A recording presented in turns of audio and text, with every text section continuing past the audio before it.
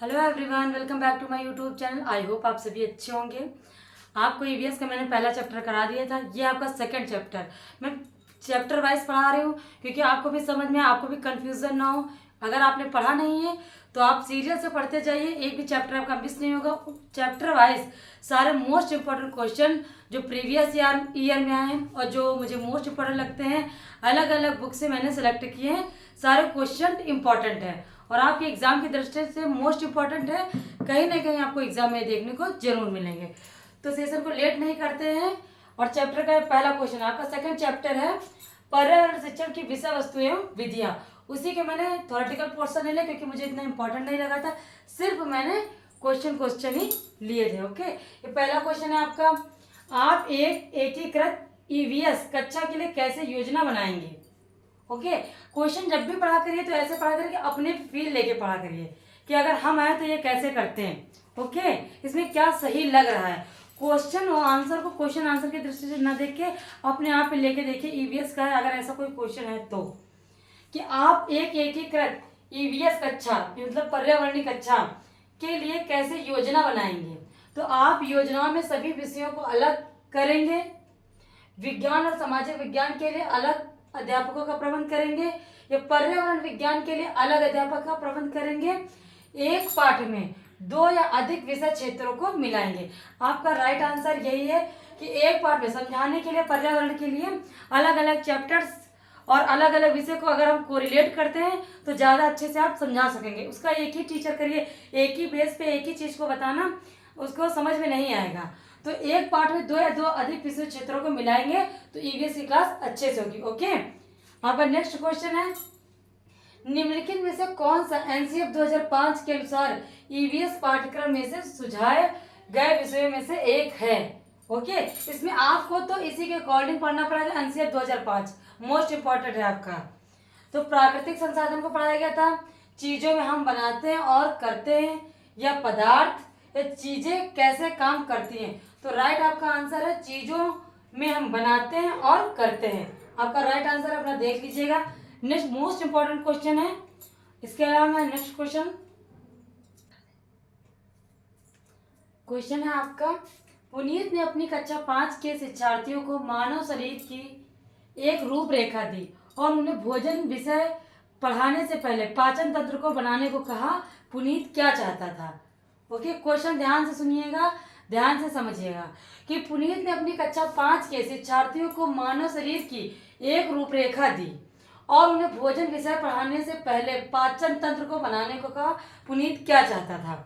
पुनीत क्या चाहता था, पाचन से संबंधित शिक्षार्थियों के विचारों को प्राप्त करना, अच्छे ड्राइंग कौशलों वाले शिक्षार्थियों की पहचान करना, कौन अच्छा ड्राइंग कर लेता है, या पाचन की प्रक्रिया पर शिक्षार्थियों को मूल्यांकन करना, ये पाचन के विषय में शिक्षार्थी क्या जानते हैं, या परीक्षण करना कि शिक्षार्थी नामांकित आरेख बना सकते हैं। जो पुनीत ने कहा है वो चित्र बना सकते हैं या नहीं बना सकते। पुनीत क्या चाहता था, तो पुनीत क्या चाहता था, राइट आंसर होगा पाचन से संबंधित शिक्षार्थी के विचारों को प्राप्त करना चाहता था।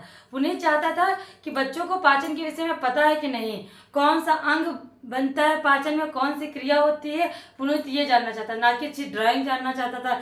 टीचर का ये मकसद नहीं होगा कि वो ड्राइंग करे या उसका मूल्यांकन करे, क्योंकि साइंस का टीचर है, ये भी नहीं। और उनको पहचानना कि कौन सा अच्छा है, कौन सा तेज है, या ड्राइंग किसकी अच्छी, ये मकसद नहीं। उसका मकसद है कि बच्चा कितना जानता है पाचन के विषय में। ओके, राइट आंसर हमको हमेशा पॉजिटिव वे में देखना है, सब्जेक्ट से रिलेटेड क्या वो कह रहा है, क्या वो चाहता है। इसमें काफ़ी इजी है क्योंकि सीटेट पास करना इतना डिफिकल्ट नहीं जितना लोग कहते हैं टेट और super TET. Okay, CTET first paper है, सेकंड पेपर हो, पेडागॉजी आती है। अगर आपने थोड़ा भी समझ लिया, आपका थोड़ा सा समझने का ट्रिक अच्छी है तो आप सीटेट आराम से क्लियर हो जाएगा। क्लियर तो हो जाएगा आपका प्रीवियस ईयर से और इतने क्वेश्चन से ही। बट अगर आपको अच्छे नंबर लाना है तो प्लीज़ चैनल को सब्सक्राइब कर लीजिएगा और सेशन अच्छा लगे तो प्लीज़ लाइक कर लीजिएगा। ओके, जितने भी क्वेश्चन अच्छे हैं, जितने भी मैंने कराए हैं और जितने भी मैं कराऊंगी, सारे क्वेश्चन आपको इस 2023 के इस एग्जाम में अगस्त में आपको सब देखने को मिलेंगे, चाहे बाल विकास हो, चाहे ईवीएस हो आपका, चाहे हिंदी हो, सारे मोस्ट इंपॉर्टेंट है। ये सारे मैंने क्वेश्चन हरियाणा टेट और Bihar TET, MP TET, Rajasthan Jharkhand सबसे मैंने लेके सारे सिलेक्टेड और प्रीवियस ईयर क्वेश्चन मैंने लिए हैं। ओके, सारे मोस्ट इंपॉर्टेंट है। इसका राइट आंसर ये हो गया। आपका नेक्स्ट क्वेश्चन है, पर्यावरण अध्ययन में बच्चों को जोड़ने की सबसे प्रभावशाली युक्ति कौन सी है? पाठ्य पुस्तक का पठन, शिक्षक द्वारा व्याख्याएं, कक्षा निदर्शन या किस्से कहानियां कहना। इसमें छोटा बच्चा है और उसको पढ़ाना है, किस ढंग से आप पढ़ाएंगे? छोटा बच्चा है, आप हमेशा ये कल्पना करिए कि किसी बड़े बच्चे को पढ़ाना नहीं, हमेशा ये देखिएगा फर्स्ट से लेके फिफ्थ तक जो भी आपको आंसर करना, जो भी माइंड आपको लगाना है, फर्स्ट से लेके फिफ्थ तक के बच्चों को लेकर लगाना है कि कैसे वो बच्चा करेंगे और अगर उनको पढ़ाना है तो वो कैसे इंटरेस्ट मूड में पढ़ेंगे। तो अगर आप बच्चे को पाठ पढ़ाते हैं तो समझ में नहीं आएगा। अगर आप उसे शिक्षक के द्वारा वो व्याख्याएं कह रहे हैं, उसके बारे में सब बताता चला जा रहा, छोटा बच्चा कक्षा 1 का मान लीजिए, उसको समझ में आएगा? उसको कुछ पता नहीं, समझ में। कक्षा निदर्शन करना, उसको कक्षा के बारे में बताना, देखना, बताना, ये नहीं। उसको अगर किसी बच्चे को किस्से या कहानियों के थ्रू अगर आप कोई चीज़ समझाना चाहें, अगर कोई चीज़ मोटिवेट करना चाहें या बताना चाहते हैं तो बच्चों को ज़्यादा समझ में आता है। अगर हम लोग ये देखिए बचपन में अगर हम लोग पढ़ते थे तो मम्मी कोई कहानी बता देती थी, उससे मतलब हम लोग अपने आप ढूंढ लेते, हाँ ऐसा करने से हाँ ऐसा होता है, तो हम वो चीज़ कहानी के थ्रू समझ जाते थे। तो यही मोटिव है कि बच्चों को जोड़ने की सबसे प्रभावशाली युक्ति है किस्से और कहानियाँ। ओके, समझ में आ गया? नेक्स्ट क्वेश्चन आपका क्वेश्चन है, 1000 साल पहले भारत में तालाबों के निर्माण के अलबरूनी के अवलोकन के आधार पर कक्षा 5 के ईवीएस के पाठ्य पुस्तक में एक अनुच्छेद है। इस अनुच्छेद को शामिल करने का क्या उद्देश्य होगा? क्या उद्देश्य होगा? क्वेश्चन ध्यान से पढ़िएगा, थोड़ा सा लेंथी, ऐसे ही आपके क्वेश्चन आपके सीटेड में आते हैं। ऑप्शन आपका ए, यह इतिहास के स्रोतों की पहचान करने में शिक्षार्थियों की मदद करता है। बी है, यह शिक्षार्थियों को उनके अवलोकनों की रिकॉर्डिंग में सुधार करने में मदद करता है। सी है, यह शिक्षार्थियों को कुछ 1000 साल पहले भारत में मौजूद तकनीक की सराहना करने में मदद करता है। डी आपका, यह शिक्षार्थियों के इतिहास में साक्ष्य की भूमिका की सराहना करने में मदद करता है। आपको इस पर्पज से देखना है कि कक्षा 5 का स्टूडेंट है, ठीक है, उसके बारे में बताना है। इसमें तो क्लास भी दीजिए, कक्षा 5 के अकॉर्डिंग आपको देखना है। तो आपका राइट आंसर है ए, सी, डी। पहले देख लीजिए बी वाला क्यों नहीं है, क्योंकि कक्षा 5 के स्टूडेंट को यह बताया गया है कि यह शिक्षार्थियों को उनके अवलोकन की रिकॉर्डिंग करने में सुधार करता है। कक्षा 5 के स्टूडेंट में रिकॉर्डिंग करना, उसमें क्या देखना है, उसने क्या रिकॉर्ड किया था, अभी तक उसने कुछ जानकारी या तथ्य रिकॉर्ड या इकट्ठा करके अभी तक उसने नहीं रखे होंगे, तो वो इन्हीं ट्रिक के द्वारा वो कर सकता है। ओके, आपका राइट आंसर है ए, सी, डी। ज़्यादा टेक्निकल चीज़ें छोटे बच्चों में नहीं होते हैं कि रिकॉर्डिंग करना या याद कर लेना, ये सब चीज़ें इसमें नहीं हो पाती हैं। नेक्स्ट क्वेश्चन है आपका ईवीएस की एकीकृत प्रकृति सहायक है। ईवीएस की एकीकृत प्रकृति सहायक है, किसमें सहायक है? तो मैंने राइट आंसर कर दिया, क्योंकि उसमें ऑप्शंस इतने अच्छे नहीं थे या इतना कंटेंट लेवल उनका सही नहीं था, तो मैंने डायरेक्ट उसका आंसर ही कर दिया है। पाठ्यचर्या के भार को कम करने और शिक्षार्थियों को सार्थकता पूर्वक सिखाने में, यह क्वेश्चन आपका 2017 में बिहार के सीटेड में आया हुआ क्वेश्चन है, इस वजह से मुझे इंपॉर्टेंट लगा, तो इसे मैंने क्वेश्चन आंसर के तौर पे करवा दिया है। क्वेश्चन आंसर आप ध्यान से देख लीजिएगा, मोस्ट इंपॉर्टेंट। ओके, पाठ्यचर्या के भार को कम करने और शिक्षार्थियों को सार्थकता पूर्वक सिखाने में। ओके, ये आपका राइट आंसर है। आपका क्वेश्चन है, नेक्स्ट क्वेश्चन है, बच्चों को पर्यावरण अध्ययन सीखने में प्रभावशाली तरीके से जोड़ा जा सकता है। किस तरीके से बच्चों को प्रभावशाली ढंग से जोड़ा जा सकता है? वृत्तांत में डिस्क्राइब करके उसको बताना। ओके, शिक्षक के द्वारा अवधारणाओं की प्रभावशाली व्याख्या करना, जो चीज़ें जो कंटेंट दिए हैं उनको एक्सप्लेन करके उनको बताना, या कहानियाँ कहकर, या शिक्षक के द्वारा अवधारणाओं की प्रभावशाली प्रदर्शन और व्याख्या करना। तो आपका राइट आंसर है इसमें से ए और बी। ऐसा दिया है आपका सी, डी, ए, बी, कोई राइट आंसर नहीं है। सी, डी इतना आपका सही नहीं है, सी और डी। ए, बी, सी, ए, सी, डी और केवल ए और बी। तो आपका राइट आंसर है केवल ए और बी, आपका राइट आंसर है क्वेश्चन का। नेक्स्ट क्वेश्चन, आप ये मत समझ, आपका क्वेश्चन है, निम्नलिखित सीखने के कौन सा सिद्धांत का पर्यावरण अध्ययन में अनुसरण होता है? ओके, कौन सा अनुसरण होता है? आपका सिद्धांत भी है, सूत्र भी आपके काफ़ी सूत्र है, ज्ञात से अज्ञात, मूर्त से अमूर्त, सरल से कठिन, आगम से निगम, काफी सूत्र हैं आपके, उसी सूत्र में से आपका ये क्वेश्चन एक बना हुआ है। पर्यावरण अध्ययन आपका चैप्टर है। तो निम्नलिखित सीखने के कौन से सिद्धांत का पर्यावरण अध्ययन में अनुसरण होता है? पर्यावरण अध्ययन में किस सूत्र का आपका वो लागू होता है या अनुसरण होता है? अज्ञात से ज्ञात, या पर्यावरण चीज में कोई चीज अज्ञात हो, कुछ पता ही ना हो और उसको पता करना, तब उसका ज्ञान करना, ऐसा नहीं होता है। पर्यावरण अध्ययन में देख के तब जानना होता है। ठीक, ज्ञात से अज्ञात की ओर, कुछ जान के तब उसको पहचानना कि पर्यावरण अध्ययन में तूफान क्यों आता है, क्योंकि मौसम खराब होता है, उसके बाद वो तूफान आता है, ये चीजें, या पहले आ ही जाता है तब हमें पता चलता है, ऐसा नहीं होता है। वैश्विक से स्थानीय, विश्व स्तर पे कोई चीज है तब स्थान में पता हो, नहीं। पहले अगर हम देखना चाहते हैं, बच्चों को बताते हैं कि तालाब ऐसा होता है, तालाब में मछलियां होती है, बड़ा समुद्र होता है, विश्व में समुद्र भी है, ठीक है, उसमें बड़ी बड़ी मछलियां जैसे व्हेल, ये करके बताना नहीं, पहले स्थान से तब विश्व की ओर जाना, ये राइट रहता है, ये भी गलत है। अमूर्त से मूर्त, पर्यावरण के विषय में अमूर्त कोई चीज पता हो ना तब उसको दिखाना, ये भी नहीं सही। पर्यावरण जो चीज पहले दिख रही है, उसके पेड़ पौधे के बारे में हमें जानकारी है, पेड़ पौधे में दिखते हैं, उसके बारे में हमको पता चलना है कि पेड़ों से ऑक्सीजन निकलती है। ओके, तो ज्ञात से अज्ञात की ओर, बच्चे ने ऑक्सीजन देखी नहीं है बट पेड़ से ऑक्सीजन निकलती है, जो हम सांस ले रहे हैं वो ऑक्सीजन आ रही है, ये पता करना। ओके, तो आपका राइट आंसर होता है ज्ञात से अज्ञात की ओर। वैसे हर नियम हर चीज में लागू होता है, अज्ञात से ज्ञात की ओर भी सूत्र हर चीज पर लागू नहीं होता, लेकिन पर्यावरण में ऐसी चीज है जो ज्ञात से अज्ञात में लागू होता है ये सूत्र।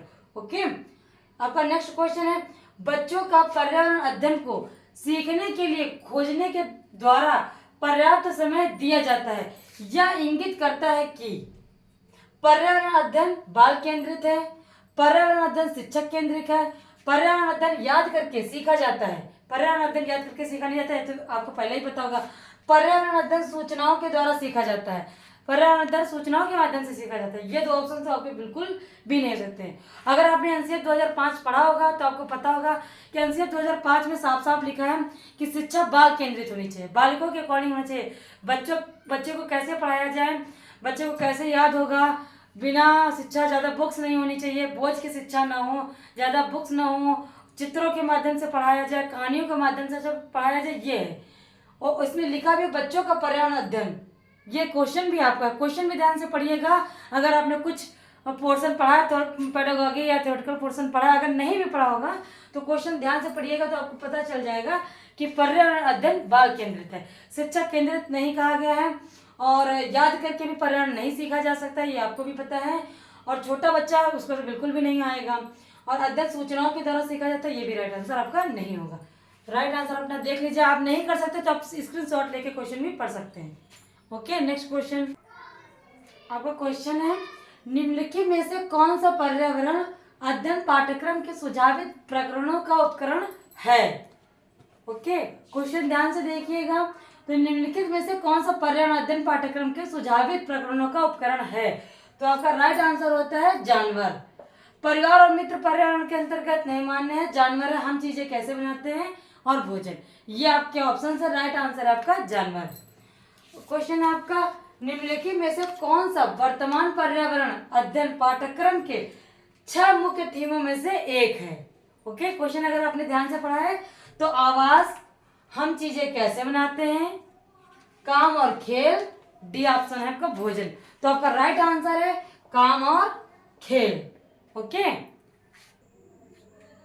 आपका क्वेश्चन है, अब इस चैप्टर के कुछ क्वेश्चन, अगर कुछ क्वेश्चन शेष रह जाते हैं तो मैं नेक्स्ट वीडियो में भी बना दूंगी। ओके, और जो इसमें है, इसमें भी जितने भी क्वेश्चंस हैं, मैंने बताया ना आपको, हर स्टेट के मैंने क्वेश्चन सिलेक्ट करके हर यूनिट के अलग अलग क्वेश्चन से मैंने यूनिट के इकट्ठा करके या कलेक्ट करके मैंने रखे, यूनिट वाइज मैं आपको क्वेश्चंस करा रही हूँ, चैप्टर वाइज, कि ये इसमें जितने भी क्वेश्चंस हैं, कोई बिहार, झारखंड, एमपी, रीड सब में आया हुआ है, और मैंने अलग अलग से करके अलग अलग क्वेश्चन आए और मैंने चैप्टर वाइज उनको कलेक्ट करके चैप्टर वाइज मैं आपको करवा रही हूँ। आपको ये नहीं पता करना कि चैप्टर, अगर आप नोट्स बना रहे हैं, कुछ भी बना रहे हैं, तो आपको ये काफ़ी मदद करेगा कि हर चैप्टर का क्वेश्चन आपको अलग ढूंढना नहीं पड़ेगा, आपको ये लगेगा, आपके अंदर ये कॉन्फिडेंस आ जाएगा कि मैंने सारे क्वेश्चन कर लिए हैं। ओके, क्वेश्चन देखते हैं, आपको मोस्ट इंपॉर्टेंट क्वेश्चन है आपका ये, किस राष्ट्रीय पाठचर्या फ्रेमवर्क एनसीएफ ने प्राथमिक स्तर पर एक एकीकृत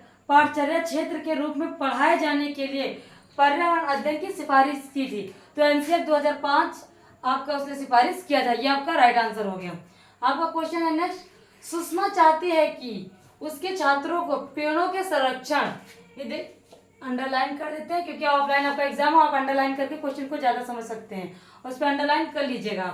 पेड़ों के संरक्षण के लिए संवेदनशील बनाया जाए, कौन सी ऐसा करने की उपयुक्त रणनीति है, कौन सी ऐसी विधि है।